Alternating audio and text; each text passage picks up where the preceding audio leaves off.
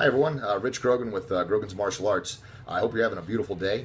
Hey, I wanted to share with you some of the things I shared with my instructors yesterday, and it's all about the way you look at things. We're undergoing some pretty substantial changes here at the studio, and that word change alone is a scary word for a lot of people. Unfortunately, people would rather just keep things the same and never change because it's easier.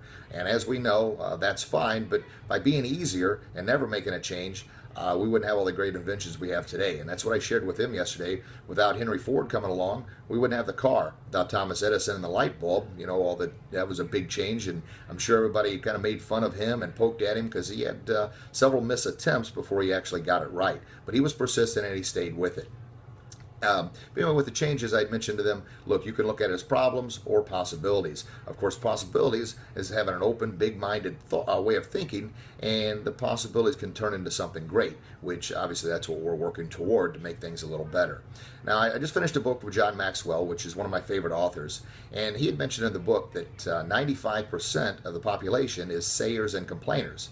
Of course, meaning they say they're going to do something but never get around to it, and then complain about why their life is this, why their life is that, and of course always blaming others and then complaining about anybody else that wants to take change.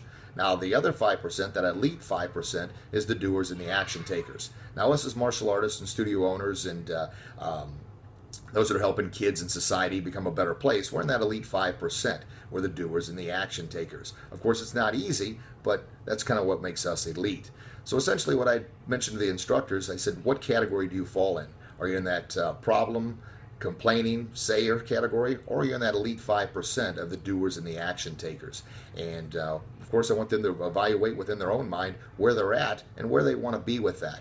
So I thought I would share that with you, and maybe that helps you a little bit to kind of see where you're at. Now, I'm sure you're in that 5% of elite group, like the rest of us out there trying to make a change in the world, but maybe that's a message you can share with your instructors who may be on the bubble there and kind of find themselves complaining a little more than they should. I hope you enjoyed this. I plan to do this on a weekly basis. Thank you so much for taking the time to watch. Now get out there and do what you do best, which is change lives. Have a great day.